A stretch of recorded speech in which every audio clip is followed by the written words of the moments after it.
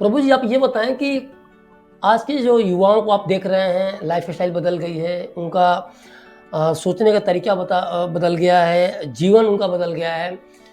क्या लगता है आपको, क्या प्रायोरिटीज़ इनकी बदल गई है? ऐसा क्यों हो रहा है? सो प्रायोरिटी बदलने का कारण है मॉडर्निटी। तो और हमारा कल्चर।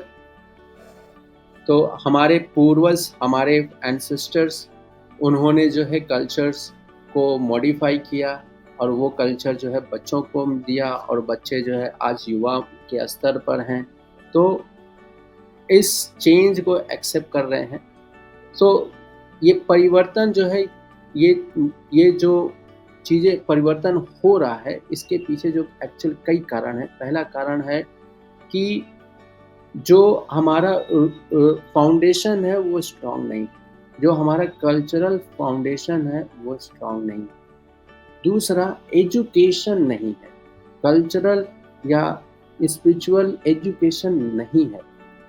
तीसरा, मॉडर्निटी का इन्फ्लुएंस जो है सोशल मीडिया के माध्यम से या टेक्नोलॉजी के माध्यम से या फिर सोशल फैक्टर के माध्यम से बहुत ही ज़्यादा बम्बार्डिंग करते हैं। तो एजिटेट करते हैं, हमारे हमारे डिज़ायर्स को एजिटेट करके डिस्ट्रैक्ट करते हैं। तो इन सभी की वजह से जो है युवाओं की ऐसी परिस्थितियाँ हैं। प्रभु जी, चूँकि आज हम युवाओं पे ज़्यादा बात कर रहे हैं, तो एक बड़ा ही गंभीर सवाल आपसे है। आज के युवा देर रात तक पार्टी करते हैं, देर रात तक नाइट क्लब में रहते हैं, डांस करते रहते हैं रात-रात भर, और देर रात तक जगने का उनका एक वो है, और इस कारण कई बार वो नशे की गिरफ्त में होते हैं, कई बार बुरी आदतों के शिकार हो रहे हैं। क्यों ऐसा हो रहा है? क्या कारण हो सकते हैं युवाओं में इस तरह से गलत प्रवृत्ति के डेवलप होने का? भगवद गीता सिद्धांत के अनुसार अगर इनको हम समझें तो 3 गुण होते हैं: सात्विक, राजसिक, तामसिक। और मनुष्य जो है जिन गुणों में अधिक समय रहता है, उस प्रकार से उसकी थिंकिंग, फीलिंग, विलिंग्स डेवलप होती हैं।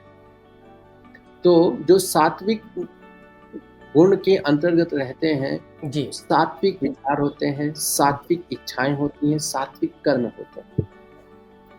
जिनकी जो रजोगुण में अधिक समय रहते हैं, तो उनका थिंकिंग, फीलिंग, विलिंग राजसिक होता है।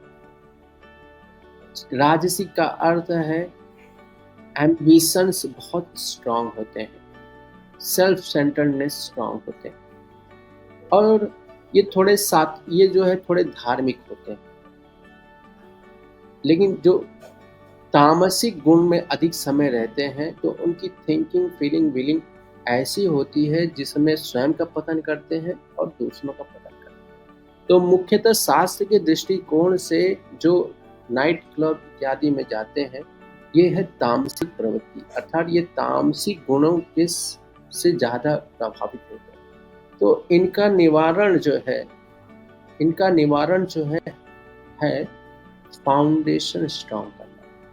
फाउंडेशन का अर्थ है कि उनको एजुकेशन जो है, उनका एजुकेशन के समय में ही जो है उनको इन सभी शिक्षाओं को देना चाहिए कि ये इस प्रकार की कल्चर्स, सात्विक कल्चर, राजसिक कल्चर और तामसिक कल्चर, इनका प्रभाव, बैड इम्पैक्ट्स क्या-क्या होता है, ये सभी शिक्षाएं जो है एजुकेशन के माध्यम से शास्त्र की शिक्षाओं को देना अति आवश्यक, जो कि हमारे एजुकेशन सिस्टम में हमने अपने जीवन काल में ही देखा, हमने अपने कॉलेज में देखा, अपने स्कूल में देखा, ऐसी शिक्षाएं हमें कहीं नहीं दी गई। ये शिक्षाएं हमें जो है हमारे हमारे हमारे दादा या नाना, मतलब हमारे एंसेस्टर के माध्यम से जो कुछ मिल सकता था वही मिलता था। दूसरा माध्यम था साधु संत से। तो कुछ ऐसे अच्छे संतों का संग मिलने से और शास्त्रों को समझने के लिए हम शास्त्रों को जब हमने समझना शुरू किया, तब हमें समझ में आया ये सब चीज़ें।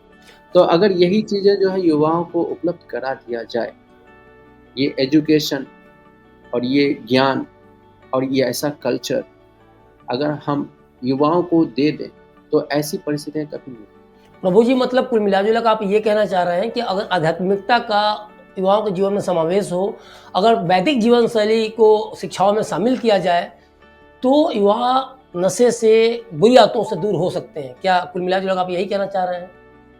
बिल्कुल सही। तो इसमें और क्या, कैसे आखिर ये कैसे बदलाव करेगा और कैसे ये युवा इन आदतों से दूर हो सकते हैं या ये फिर नशे से दूर हो सकते हैं? इसको कैसे ज़रा हमारे खोल के ज़रा दर्शकों को बताइए। टेस्ट, सो जिस प्रकार का टेस्ट होता है उस जी, प्रकार से इंस्पिरेशन, मोटिवेशंस मिलते हैं। जी बिल्कुल। तो युवाओं को जब हम बाल अवस्था से ही जो है ऐसा ट्रेनिंग देते हैं, ऐसा शिक्षा देते हैं और उनको जो है ट्रेन करते हैं, आध्यात्मिकता में उनको आध्यात्मिकता का अनुभव कराते हैं, तो आध्यात्मिकता का अनुभव करने के बाद एक हायर टेस्ट डेवलप होता है। जी, जैसे हम कहते हैं अगर किसी लकीर को छोटा करना है तो हमें उसके आगे एक बड़ी लकीर बड़ी खींचना लकीर, होता है। बिल्कुल, बिल्कुल।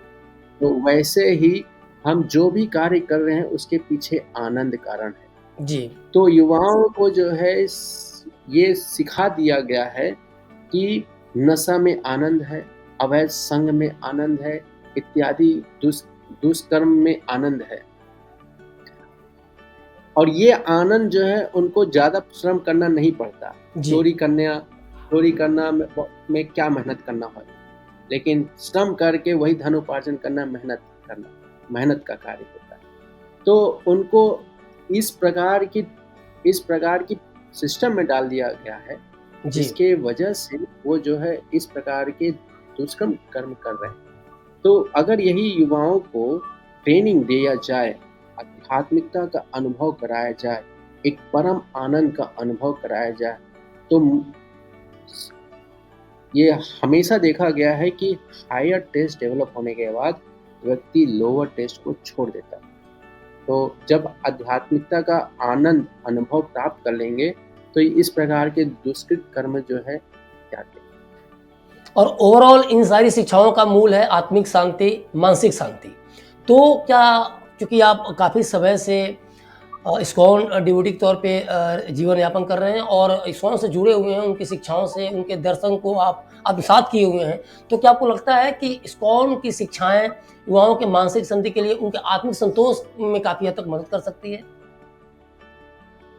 बिल्कुल, इस्कॉन ने जो है अभी हाल ही में जो है गिनीज़ वर्ल्ड रिकॉर्ड बनाया है, जहाँ पर कई हज़ार युवा एक साथ आकर संकल्प लेते हैं कि जी, जो है वो अपने जीवन में कभी नशा नहीं करेंगे, कभी जो है अवैध संग नहीं करेंगे, कभी जो है इंटॉक्सिकेशन नहीं करेंगे, गैम्बलिंग नहीं करेंगे, नो इलिसिट सेक्स। जो इस्कॉन के 4 सिद्धांत हैं, जी, जो जिनसे हमें बचना चाहिए, उन कई हज़ार युवाओं ने एक छत के नीचे आकर संकल्प लिया था। तो निसंदेह इस्कॉन जो है कई वर्षों से जो है कई युवाओं के जीवन को जो है परिवर्तित, ट्रांसफ़ॉर्म किया है। उनके जीवन उनके जीवन में जो है बहुत अधिक वैल्यूज़ क्रिएट किए हैं और करता आ रहा है। तो हम अपने आस-पास भी देखते हैं कि कहीं न कहीं युवाओं में जो खालीपन आज के डेट में घर कर रहा है, वो कहीं न कहीं उनको नशे की तरफ ले जाती है और फिर ये चीज़ ये वो उससे सबसे ज़्यादा परेशान भी हैं। तो क्या कृष्ण भक्ति या फिर वैदिक जीवन शैली इस खालीपन को दूर कर सकता है युवाओं के अंदर से? बिल्कुल। सो इसे समझना होगा वैदिक जीवन और भक्ति ये जी, क्या है? ये मूलतः ये है कि प्रॉपर एंगेजमेंट। हम एंगेज रहना चाहते हैं। अगर आपको एक रूम में without mobile, without anything alone छोड़ दिया जाए, तो बहुत कठिन होगा, क्योंकि हम भी एक सामाजिक प्राणी हैं। मनुष्य एक सामाजिक प्राणी है, जो हमने स्कूल में पढ़ा है और ये वास्तविकता कई स्तर पर जो है सामाजिक स्तर पर जो है ये सत्य है। तो हमारी सोशल नीड है, हमारी पर्सनल नीड है, उसी प्रकार से हमारी स्पिरिचुअल नीड है। तो अगर सभी नीड पूरी की जाए, तो सभी नीड जो है जब पूरी होती हैं, तो इन सभी जो आप बता रहे हैं, इन सभी का जो है निवारण होगा। तो समाज में हमें स्पिरिचुअल नीड्स नहीं प्रोवाइड हो रही, तो स्पिरिचुअल नीड्स जो प्रोवाइड होने लगेंगी, कैसे? हम एक प्रॉपर मैच्योर मेंटरशिप के माध्यम से एंड वो अपनी एंगेजमेंट्स को, अपनी एबिलिटीज़ को, जी, अपनी स्किल्स को हायर डायमेंशन तक कनेक्ट कर पाएंगे हम, तो फिर ये एलिनेशन, लोनलीनेस, डिससेटिस्फैक्शन, ये सारी चीज़ें सॉल्व हो जाती हैं। गुरुजी, सामान्य जनजीवन में लोग अपने साथी के प्रति वफादार नहीं हैं और कहीं न कहीं उनके अंदर व्यभिचार या कहीं न कहीं उनकी आदतें चरित्र बन जाती हैं, जो गलत आदतें चरित्र बन जाती हैं। तो स्पिरिचुअल जो प्रैक्टिस की बात है, राइट और रॉन्ग स्पिरिचुअल प्रैक्टिस क्या है? क्या वृंदावन जाने से, मथुरा जाने से उनके सारे पाप धुल जाएँगे? या फिर वे कहीं न कहीं वृंदावन और मथुरा को किस भक्ति के को या फिर राधा रानी की भक्ति को एक तरह से ढाल बना के अपने बुरे कर्मों को छुपा रहे हैं? ऐसे लोगों को कैसे रास्ते पे लाया जाए? क्या मैसेज देंगे? देखिए, भक्ति में 64 अंग होते हैं जी, और 64 अंग में धामवास एक अंग। तो धाम में जब जाते हैं तो निसंदेह उसका प्रभाव हमारी चेतना पर पड़ता है और कई स्तर पर हमारी चेतना को शुद्ध करता है। लेकिन सावधान भी रहने की आवश्यकता होती है कि जब हम ऐसे सेंसिटिव प्लेस पे जाते हैं तो वहाँ पर एक छोटा-सा कर्म, अच्छे कर्म जो है उससे बहुत पुण्य भी मिलते हैं, लेकिन एक अवगुण, है ना, निष्कर्म करने के उसके कई गुना पाप और दोष भी लगते हैं। तो जब कोई गलत कर्म कर रहा है और वृंदावन या धाम में जाकर सोचता है कि सारे पाप धुल लेंगे, तो ये हमारे श्रील प्रभुपाद इस्कॉन फाउंडर आचार्य जो है ऐसे उदाहरण देते हैं कि लोग जो है वेस्टर्न कंट्री में जो है मंडे पूरे वीक डेज जो है पाप कर्म करते हैं और संडे को जो है चर्च जाकर जो है और क्षमा प्रार्थना करके सोचते हैं कि हम अपने पापों को नष्ट कर दें। तो ऐसी का उदाहरण जो है श्रीमद् भागवतम में परीक्षित महाराज भी देते हैं कि ये इस प्रकार का व्यवहार कि जितने पाप कर्म कर रहे हैं और धाम जाकर या इत्यादि स्थानों पर जाकर हम गंगा स्नान करके धुल लेंगे, जी, लेकिन प्रोपेंसिटी नहीं खत्म होती। तो ऐसे व्यवहार को कंपेयर किया गया है हाथी स्नान। तो हाथी जो है जब नदी में जाता है तो बहुत अच्छी तरह से स्नान करता है, बहुत अच्छी तरह से बहुत समय तक स्नान करता है, लेकिन जैसे ही नदी से बाहर निकलता है तो अपने ऊपर मिट्टी डाल लेता है। तो ऐसे आचरण को इस प्रकार से संबोधित किया गया है कि ये आचरण धाम में गए, लेकिन धाम से वापस आते ही जो है वो हाथी की तरह से सारा मिट्टी जो है अपने ऊपर डाल देता है। तो ऐसे स्नान का कोई फायदा नहीं। तो हमें चाहिए अपनी प्रवृत्ति को सुधार करना चाहिए और इन प्रवृत्तियों को सुधार करने के लिए जी। हमें जो है साधु संग, सत्संग की आवश्यकता है, जहाँ पर एजुकेशन मिलेगा। So we have to accept the education, accept and execute.